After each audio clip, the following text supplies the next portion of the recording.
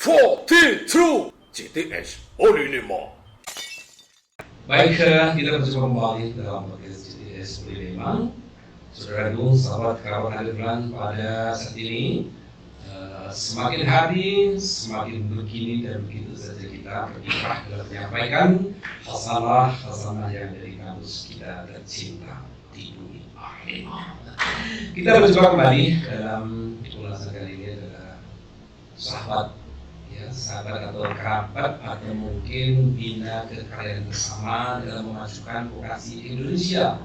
Tamu kita pada kali ini adalah dari Politeknik Astra. Politeknik Astra, namun mudah-mudahan jaringan ini akan menjadikan gurita akan tujuan dan juga aplikasi sains yang terbaru yang sama. Baik, kita akan berbincang-bincang dengan Mas Tara. Mas Tara, selamat sore. Selamat sore. Iya, Mas Tara kalau nggak salah alumni dari Polinema juga ya? Betul, Pak. Tahun berapa? Masuknya 2012. Masuknya 2012, tadi lulusnya 2016. Sudah berkeluarga. Ada istri yang keduanya Politeknik. Sudah keduanya Politeknik ya, untuk zaman ke depan untuk keluarga bersama.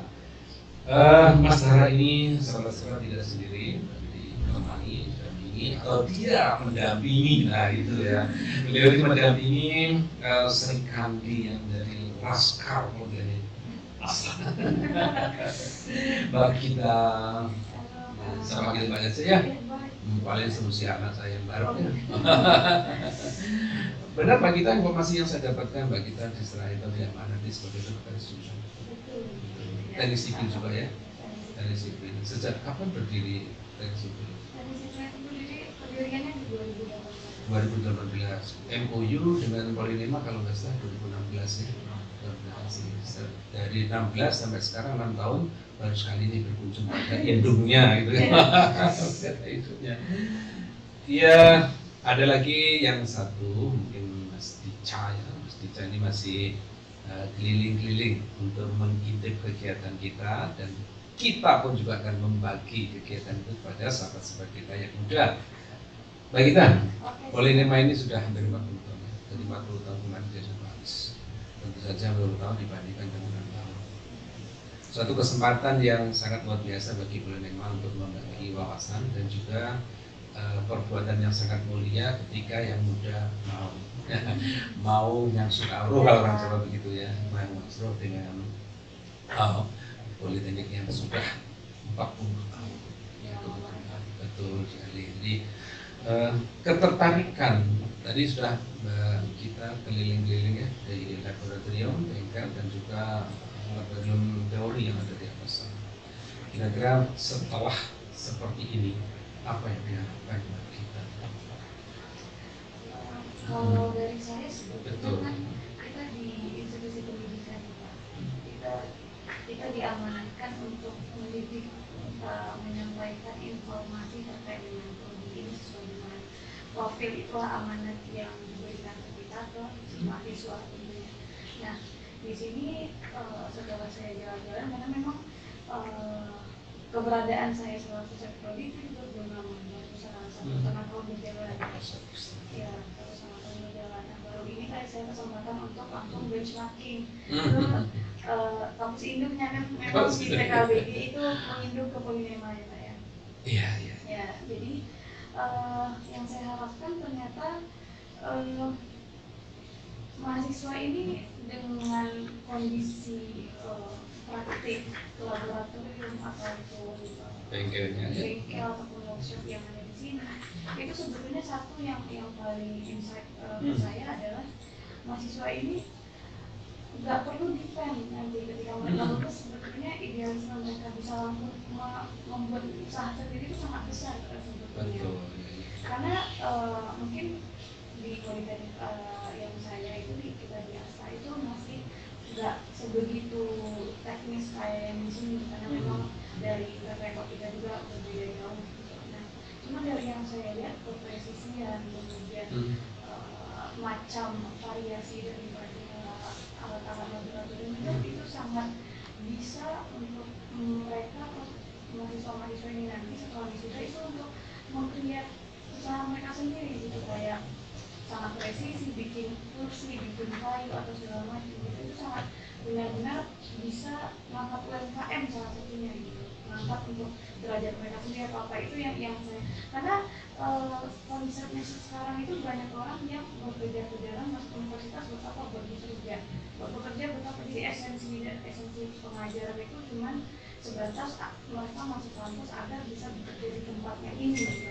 Jadi enggak lagi intinya mereka cari, tapi ntar mau kerja di mana gitu itu. Iya, sangat luar biasa. Penunjang ide itu sangat bervokasi ya. Jadi keterampilan memang sangat diperlukan oleh kita dan negara khususnya.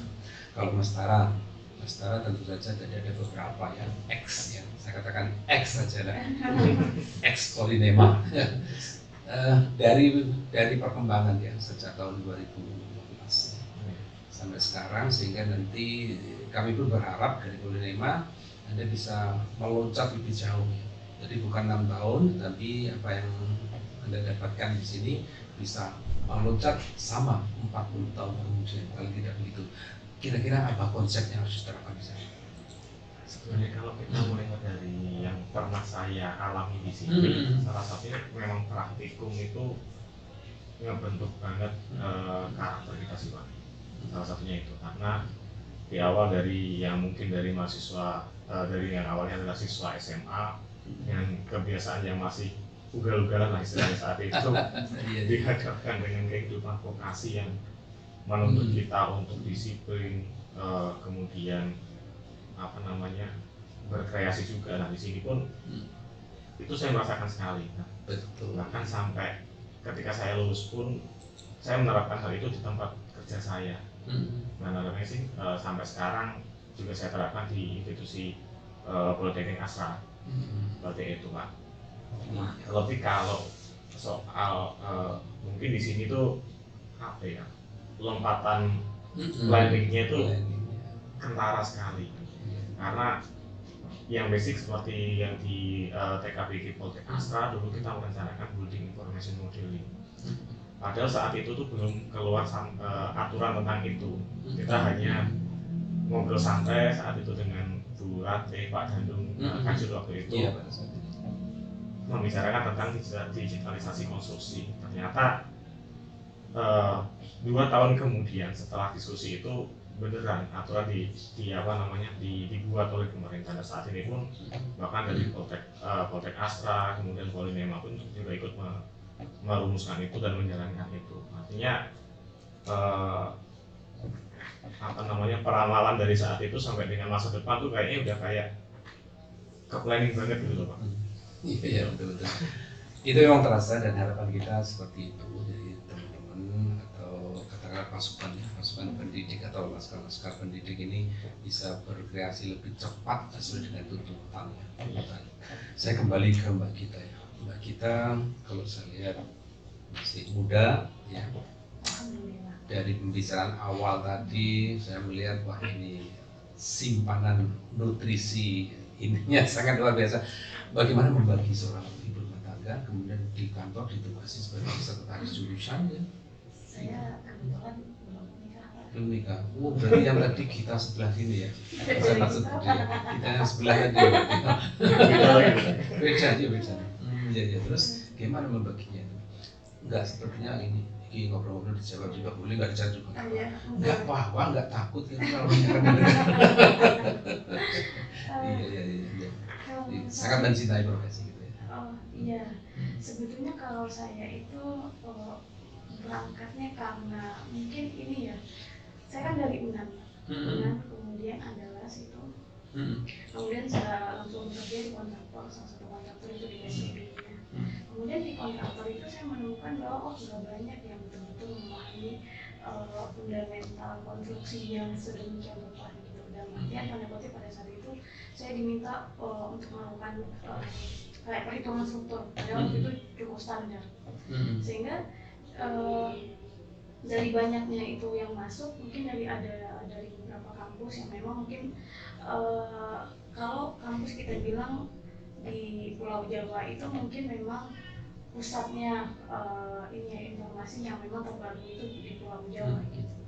Nah itu yang men-trigger saya, oh kayaknya metode pembelajaran tentunya mungkin semua orang ini pintar ya, tapi mungkin memang belum mendapatkan satu mekanisme pembelajaran yang dirasa cocok bagi mereka untuk agar memahami isinya itu apa.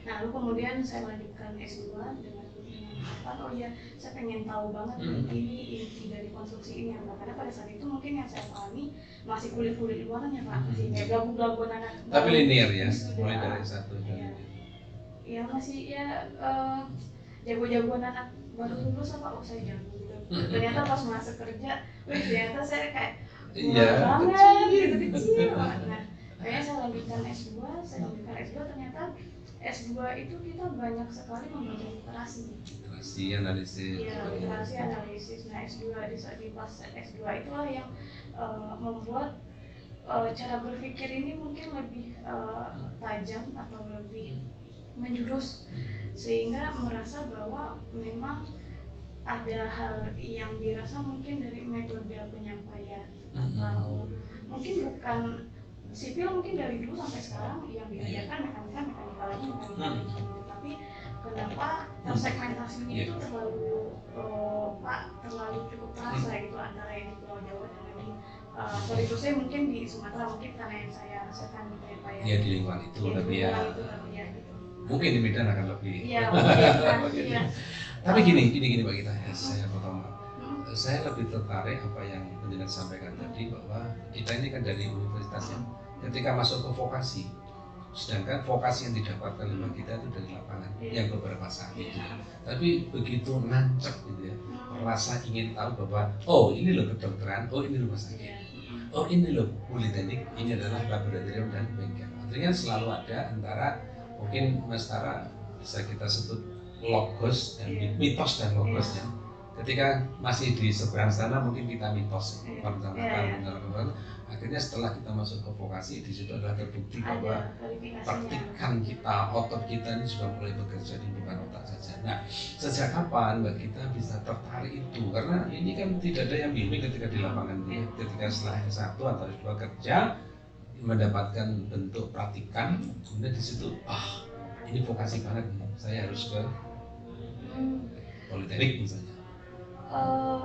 Pertama mungkin trigger pertamanya gara-gara waktu saya di kontraktor itu yang membuat kayaknya ini teori yang saya dapatkan ini ternyata gapnya yang mereka lakukan di lapangan itu cukup deviasi.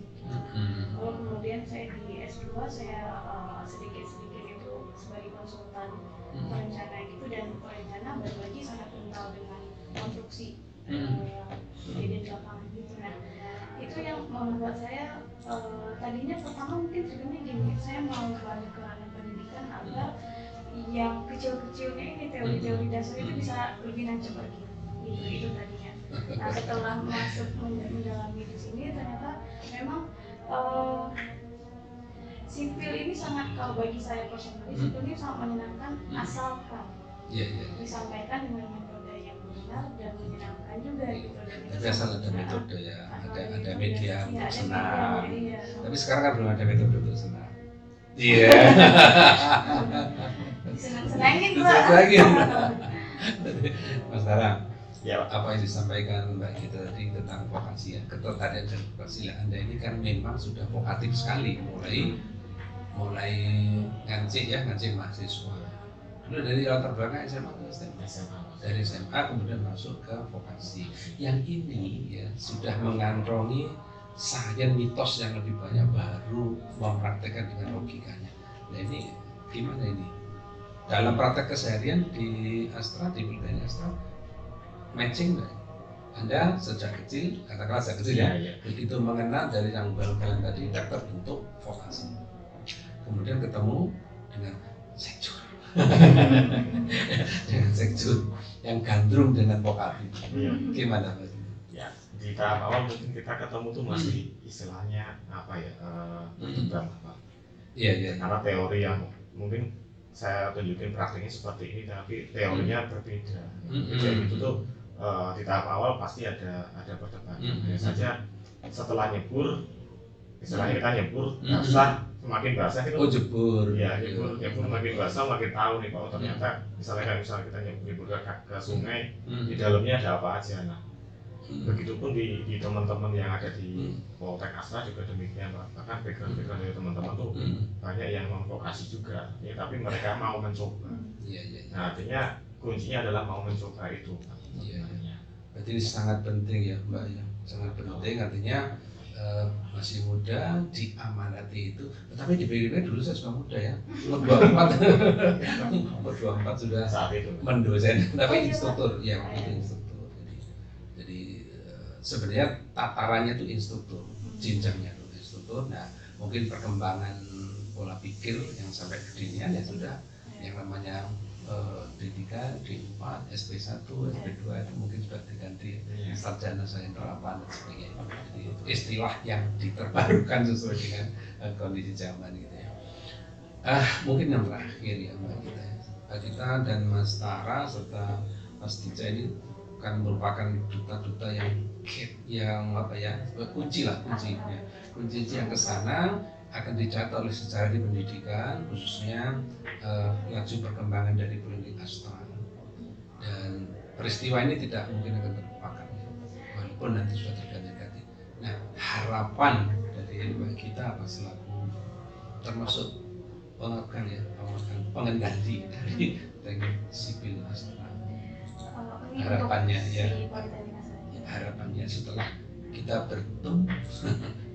Harapannya saya tentunya ingin mahasiswa itu bisa ini ya Pak, dengan bangga merdeka bahwa oh ya saya punya itu, saya dengan bangga bisa tanpa saya kayak yang saya paling pengen itu mahasiswa itu mau dia bekerja dimanapun selama itu passion dan menyenangkan bagi dia itu saya itu sesuatu yang baik. Nah jadi sehingga harapannya saya dengan saya sudah datang ke sini kemudian melihat bahwa saya keterampilan di sini sangat tinggi, ya itu yang saya mungkin coba terapkan ke teman-teman di asal. Kemudian skillful, membuat budaya PD akan skillfulnya itu semakin meningkat, sehingga PD akan skillfulnya itu yang akan membuat mereka tuh lebih maju lagi gitu, tanpa adanya apa ya, kebanyakan kan anak-anak sekarang itu kayak punya apa ya semacam rasa malu kalau nggak kerja di office perkantoran yang bertingkat banyak atau apa. Padahal sebetulnya esensi bekerja itu bagi saya selama mereka menyukai apa yang mereka lakukan itu akan jauh lebih menyenangkan gitu, akan jauh lebih bermanfaat dan ini gitu. Jadi harapannya bagi mahasiswa yang mereka bisa dengan bangga bekerja mau dimanapun itu selama itu mereka suka gitu. Dan tentunya basisnya teknik sipil itu akan sangat basis teknik sipil itu akan seperti ini. Iya, lebih-lebih untuk melaksanakan itu tidak usah menunggu ijazah kan gitu ya. Artinya pada saat itu ya. Nah itu kan sering dilakukan pada apa itu TEFA ya, dan sebagainya, kerjasama dengan industri, BKN dan sebagainya. Itu sebenarnya menyongsong dari talent dari mahasiswa. Kreativitasnya biar bisa dikembangkan gitu. Karena takutnya saya agak insecure nih, si ini kerjanya di sini jurusan ini. Padahal sebetulnya talent itu selama mereka bisa lebih kreatif dan mau berbangga diri dengan apa yang mereka punya, itu lebih ini. Di Polino ada. Gitu. Ada dosen teknik sipil yang sampingannya dalam juga ada. Gitu, jadi menikmati ya Pak. Menikmati juga gitu. Bekerja sambil melakukan sesuatu hal yang kita suka itu sangat menyenangkan. Kalau Mas Tara di sana profesi akademik dosen? Saya instruktur Pak. Instruktur. Karena strukturnya di kepala UPS. Sama, ya dah. Harapannya sih apa ya, bisa memotivasi mahasiswa sih tentunya itu Pak. Yang pertama karena memang kita membentuk diri untuk jadi besar tuh harus ada kacanya dulu lah Pak. Mana yang akan kita contoh. Nah, harapannya jangan sampai retak ya. Jadi harapannya setelah dari sini kita bisa kasih tahu ke mereka sebenarnya praktek itu seperti apa sih, vokasi. Bisa kita ibaskan ke teman-teman dosen juga untuk mahasiswa juga. Iya boleh. Jadi mumpung masih hangatnya Mbak kita dari apa yang kita diskusikan, yang kita dapatkan, yang kita jabarkan mungkin akan sesegera ya, tidak usah menunggu tatap muka, tetapi tatap lensa juga Tatap bisa. lensa. Tatap lensa ya. Atas nama institusi terima kasih, dan kita tetap terbuka ya Mas Tara ya, Mbak Gita, kapan saja mau dilanjut MOU itu, sampai kapan Polilima tetap bersedia untuk melayani dan bekerja sama. Ya, disampaikan ke Bapak Pimpinan Yayasan, Direktur, salam dari Bapak Direktur dan Kajur Polilima, khususnya dari sipil. Kita sampaikan vokasi kuat, menguatkan Indonesia dengan gini, kalau salah ya, sama ya, Sama, Pak. Ya, gagap besar ke teman-teman. Oke. Vokasi kuat, menguatkan Indonesia. Sampai jumpa.